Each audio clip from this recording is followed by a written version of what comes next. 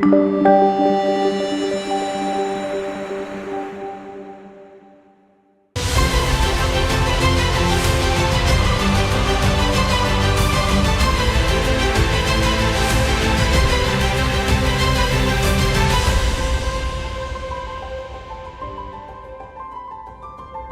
I'm Hannah Williamson, and today we're going to be reading 1 Kings 3 through 6. But let me preface this and say my Texas accent doesn't always go well with some of the pronunciations, so bear with me.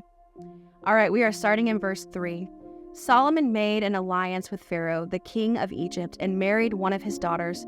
He brought her to live in the city of David until he could finish the building his palace and the temple of the Lord and the wall around the city.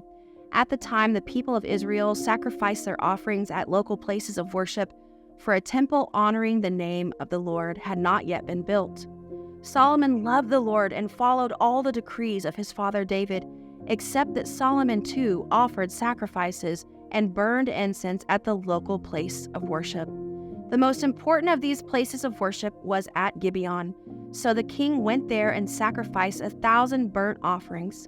That night the Lord appeared to Solomon in a dream, and God said, "What do you want? Ask, and I will give it to you." Solomon replied, "You showed great and faithful love to your servant my father David, because he was honest and true and faithful to you. And you have continued to show this great and faithful love to him today by giving him a son to sit on his throne. Now, O my Lord, my God, you have made me king instead of my father David.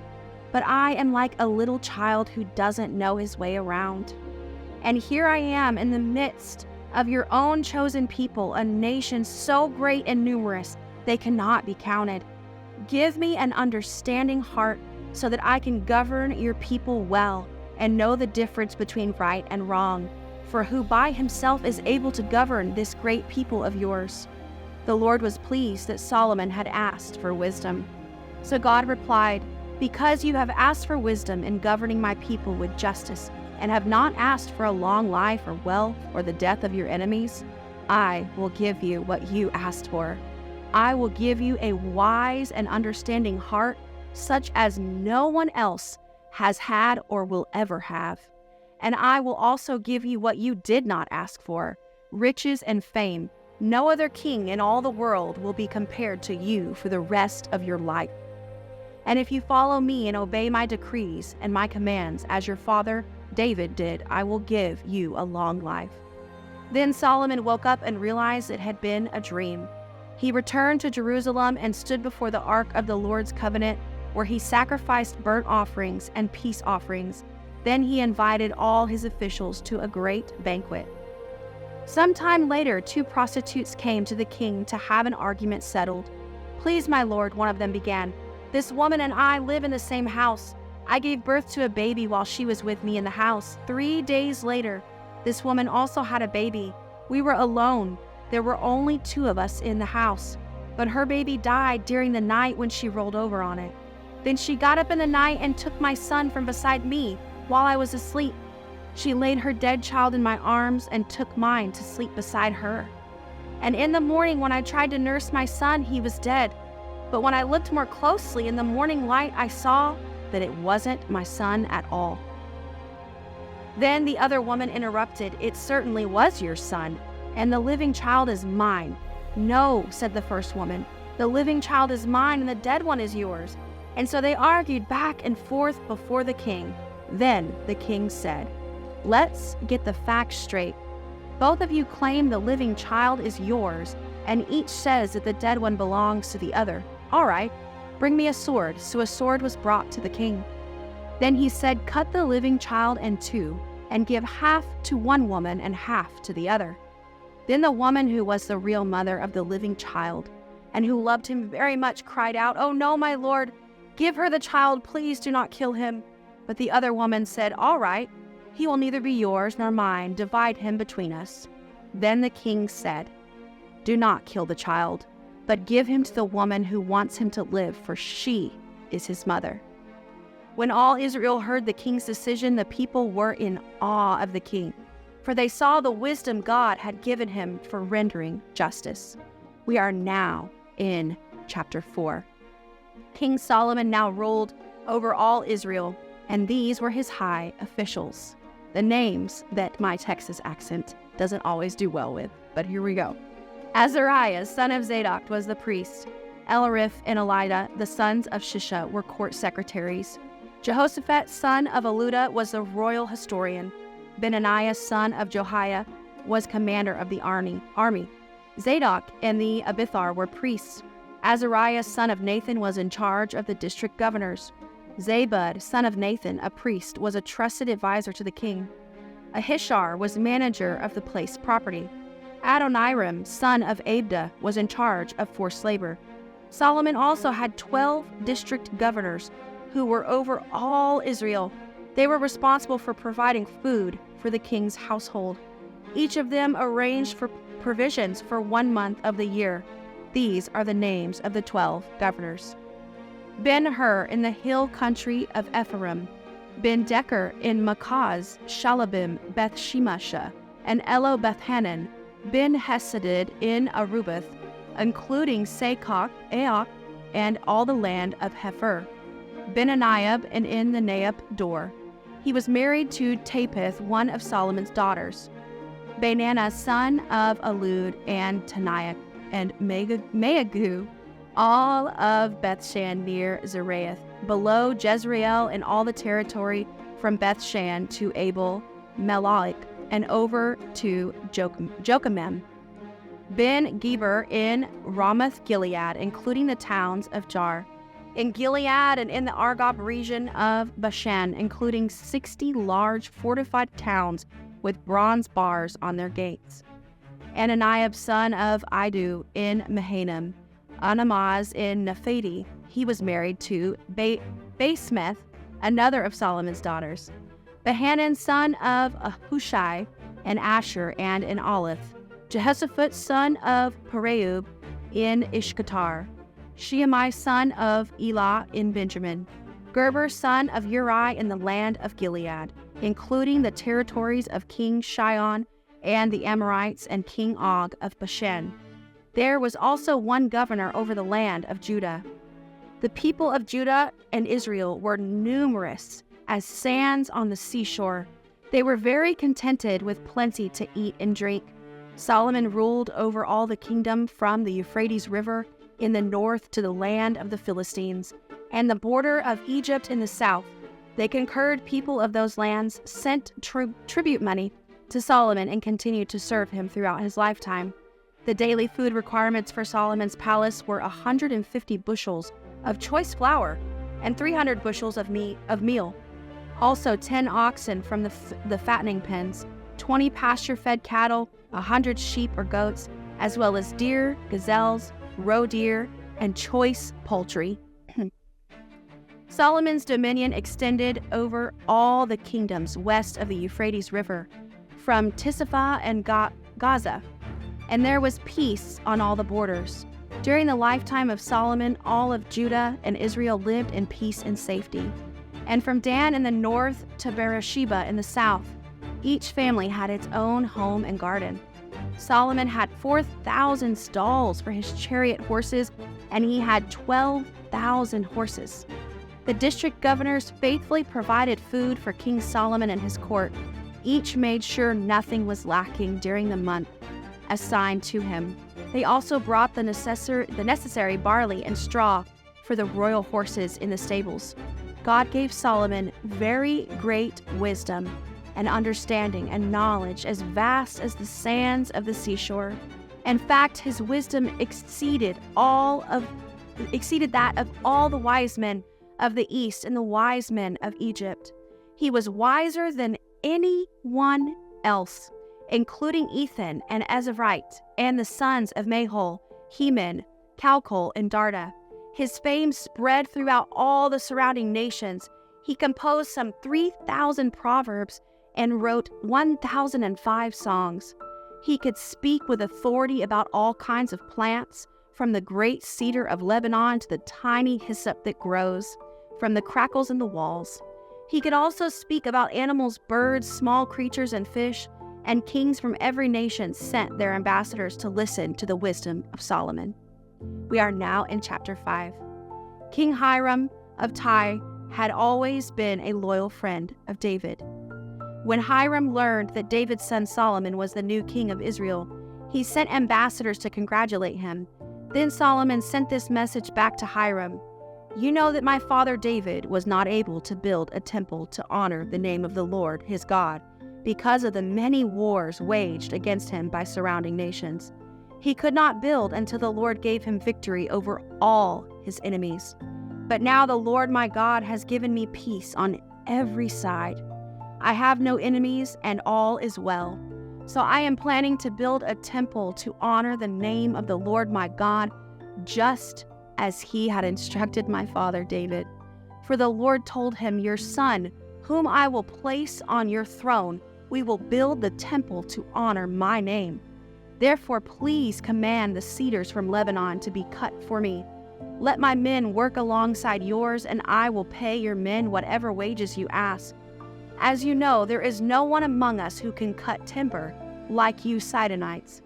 When Hiram received Solomon's message, he was very pleased and said, 'Praise the Lord today for giving David a wise son to be king of the great nation of Israel.' Then he sent his reply to Solomon: 'I have received your message, and I will supply all the cedar and cypress timber you need.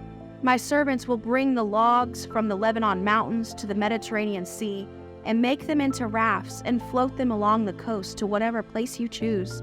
Then we will break the rafts apart so you can carry the logs away. You can pay me by supplying me with the food for my household.' So Hiram supplied as much cedar and cypress timber as Solomon desired. In return, Solomon sent him an annual payment of 100,000 bushels of wheat for his household and 110,000 gallons of pure olive oil. So the Lord gave wisdom to Solomon just as he had promised, and Hiram and Solomon made a formal alliance of peace. Then King Solomon consecrated a labor force of 30,000 men from all Israel. He sent them to Lebanon in shifts, 10,000 every month, so that each man would be 1 month in Lebanon and 2 months at home. Adoniram was in charge of this labor force. Solomon also had 70,000 common laborers, 80,000 quarry workers in the hill country, and 3,600 foremen to supervise the work. At the king's command, they quarried large blocks of high-quality stone and shaped them to make the foundation of the temple. Men from the city of Gebal helped Solomon and Hiram's builders prepare the timber and stones for the temple. We are now in chapter 6. It was in mid-spring in the month of Ziv, during the 4th year of Solomon's reign, that he began to construct the temple of the Lord. This was 480 years after the people of Israel were rescued from their slavery in the land of Egypt. The temple that King Solomon built for the Lord was 90 feet long, 30 feet wide, and 45 feet high. The entry room at the front of the temple was 30 feet wide. Running across the entire width of the temple, it projected outward 15 feet from the front of the temple. Solomon also made narrow recessed windows throughout the temple. He built a complex of rooms against the outer walls of the temple, all the way around the sides and rear of the building. The complex was 3 stories high, the bottom floor being 7.5 feet wide, the second floor being 9 feet wide, and the top floor being 10.5 feet wide. The rooms were connected to the walls of the temple by beams resting on ledges built out from the wall, so the beams were not inserted into the walls themselves. The stones used in the construction of the temple were finished at the quarry, so there was no sound of hammer, axe, or any other iron tool at the building site. The entrance to the bottom floor was on the south side of the temple. There were winding stairs going up to the second floor, and another flight of stairs between the second and third floors. After completing the temple structure, Solomon put in a ceiling made of cedar beams and planks. As already stated, he built a complex of rooms along the sides of the building, attached to the temple walls by cedar timbers. Each story of the complex was 7.5 feet high. Then the Lord gave this message to Solomon concerning the temple: you are building. If you keep all my decrees and regulations and obey all my commands, I will fulfill through you the promise I made to your father David. I will live among the Israelites and will never abandon my people, Israel. So Solomon finished building the temple.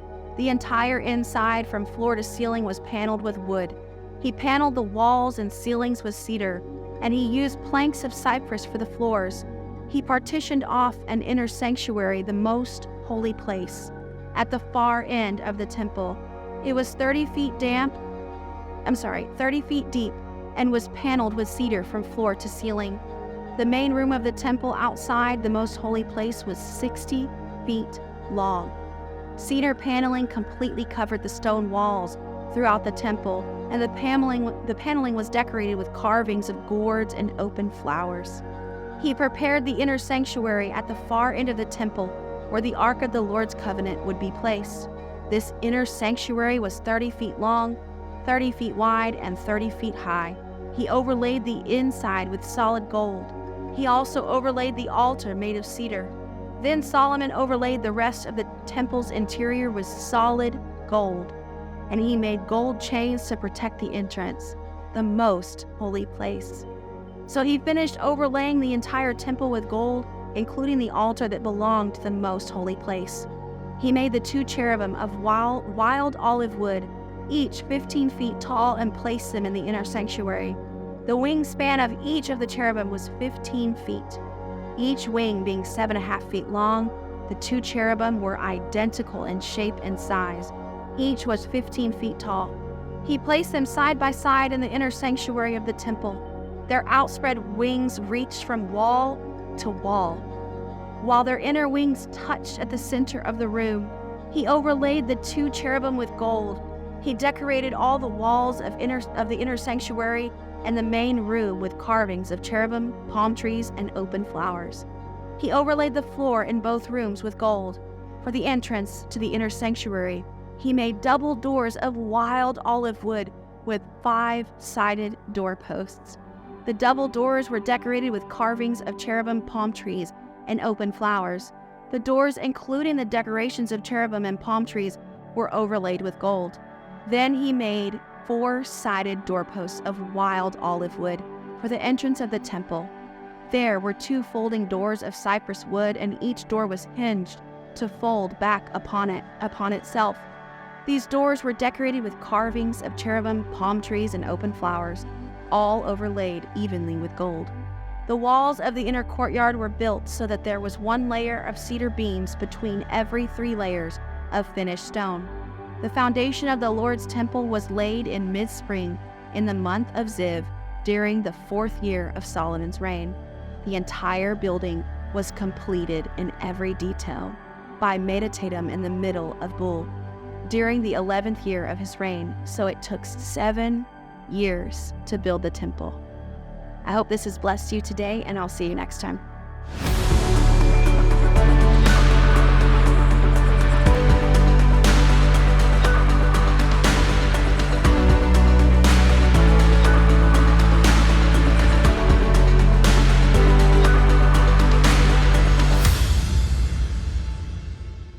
Hello and welcome to Fear into Faith Global Bible Revival, where we are on a passionate mission to get 1 million people to read the Bible cover to cover. My name is Summer Day, and I am in the studio with my friend Hannah Williamson.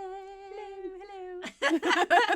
I am so glad that you're here. I am too. I really am. I'm glad that you're here because you're my friend. I've been having a lot of people in studio, interviewing a lot of people. Yeah.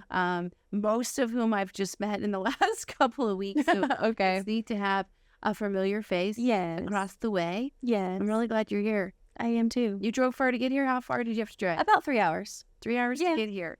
That's a little bit of a drive. It was, but not too bad. Not too bad. Not So too that's bad. my first question then is, why? Why'd you drive? What made you say yes to this? Because I love the Lord, and I will be obedient, even if I don't see what's on the other side of what he's telling me to do. And plus, stepping outside of your comfort zone is always a good thing. Yeah. Say Always. that one again. Preach. Stepping out of your comfort zone is always a good always a good thing. Produces a lot of fruit. That's good. And let's talk about the word. Like, specifically, why do you have a passion and a heart for people to read the Bible for themselves?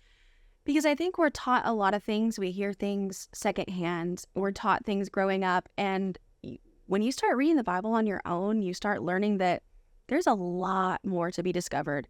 And the word is so active and so alive that it transforms your entire life. Not just reading words on a page, but reading the words with the Holy Spirit revelation. It's incredible. It changes your life. Have you always had a passion for the word? No, I haven't. I've always loved the Lord. But as a teenager, I've walked with the Lord since I was a child and grew up in church. And it always felt like, as a teenager, you really didn't want to take the time you had other things going on. But within the last even 5 to 10 years, God has magnified the word so much. And people don't realize that it is powerful. It's our weapon. I mean, it's our sword. His word is alive. Yeah. And when you speak it out and you take the power of the written word and you combine it with the power of the spoken word, it changes the atmosphere around you. So good. Do you have a favorite book in the Bible? I love Romans. I feed on Romans so much. Literally, I just read Romans. Really? And I was like, dang, how come this hasn't been my favorite book in the Bible? Oh, yeah. I was starting to be like, I don't know, Philippians. Am I having love? I love Philippians, and I've always loved Philippians. As a kid, Philippians 4:13 was always my favorite. Amen. But as an adult, I love Romans, and I love Acts because, Holy Spirit is everything. Having the baptism of the Holy Spirit and understanding that. What would you say to people that, let's say, they're partway through and what would you say to them to encourage them to like stick with it? Like, you can do this, like, read the whole thing. There's so much revelation that comes when you go all the way through and you kind of see things, because the Old Testament sets up the Messiah in many ways, and some ways are more blatant than others. Yeah. And so that setting up and that building up, I think as Westerners, we're kind of disconnected a little bit from some of the actual culture. Yeah. That's why I love my Jewish Bible, the complete Jewish study Bible, because it really brings the Jewish culture to life. And then you can understand things in more of a depth. Yeah. And you'll be like, oh my goodness, that means that. And this, and it's just so depth. You just feed on it. You're like a little detective. You're like, oh, yes. What? Yes. Yeah. And he just illuminates so much that you're like, I've read that thousands of times in my life, and I never really dissected it in that way, and it just completely transformed.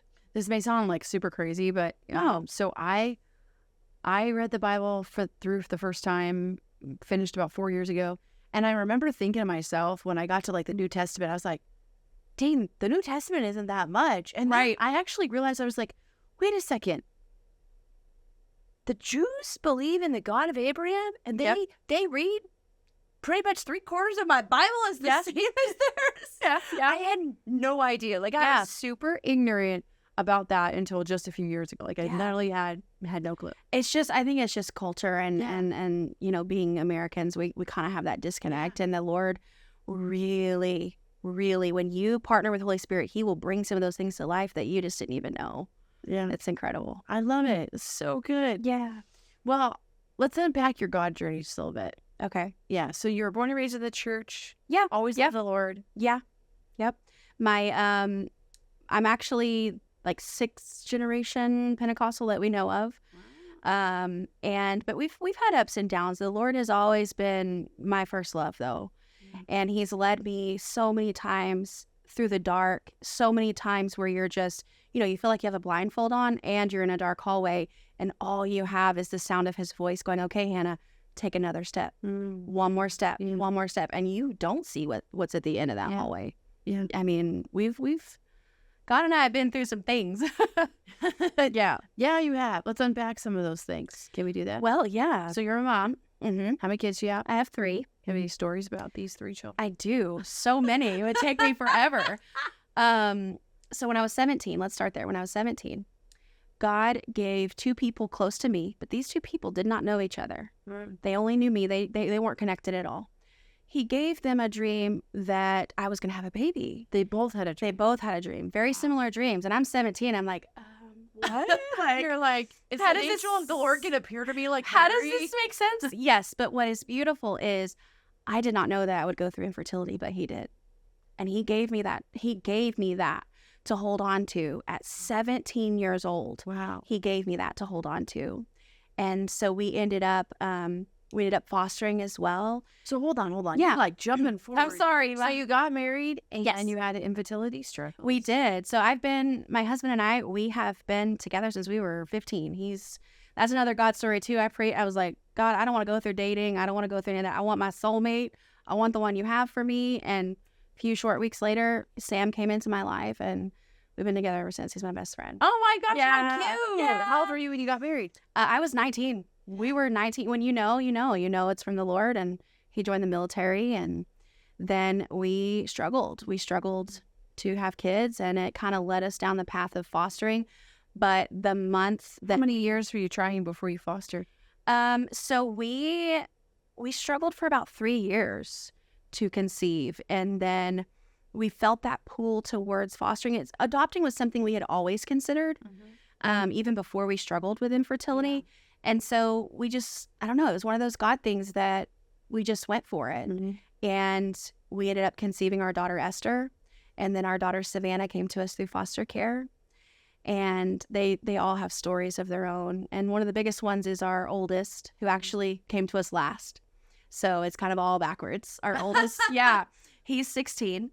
And his journey has been one of the most incredible, the hardest things that we've ever done. I mean, God has his handprint all throughout his story. Wow. And So he's 16 now. he is. How old was he when you began to foster him? So we actually didn't foster him. Our daughter Savannah is his biological sister. Okay. And we just knew of him. We knew she had a brother. But we didn't know his story. We just knew because they have different biological fathers. Okay. So he was with his other biological family, and that's all we knew. And through a series of events, because we have an open adoption with their biological mom, when she collapsed into my chest, sobbing, telling me what was going on, like the full gravity of what was going on with Dylan. Oh my goodness gracious. I just looked at the time. we have to take the commercial break. Okay. And I'm like, I can't let you say one more Okay, sentence. It's going to be too dramatic. So Okay. we'll be right back after this.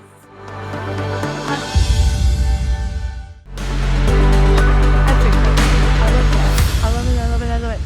Hello, we are back, and we left you hanging. I know. So Hannah, we left right in the moment of Savannah's biological mom was Yes. just crying, heaving sobs on your chest, Yes. and what was going on? So it's their biological mother. They share the same biological mom, and we would go and have these visits, and because the Lord was very. And how long had you had Savannah at that time? So Savannah was fully adopted, and it's funny because my relationship with their biological mom didn't start until after the adoption. We were very guarded at first, but God was like, no, I want them.